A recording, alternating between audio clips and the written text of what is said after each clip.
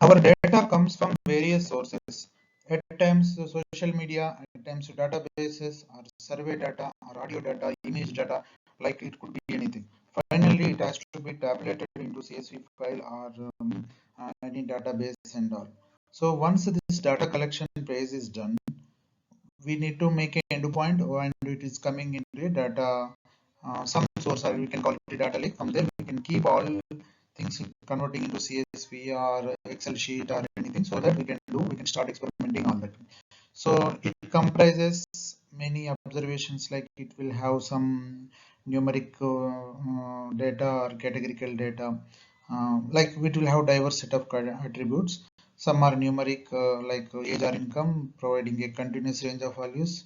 Others are categorical, like gender or product category, falling into distinct categories. So as we dig deeper, we notice some initial points about data quality here, and then we understand the data collection process is key here in this phase. So where we are getting, how we are getting, how we are storing. So this is very crucial phase, and this is also called data ingestion from various sources, and we need to start converting the data. So this is where the EDA process begins.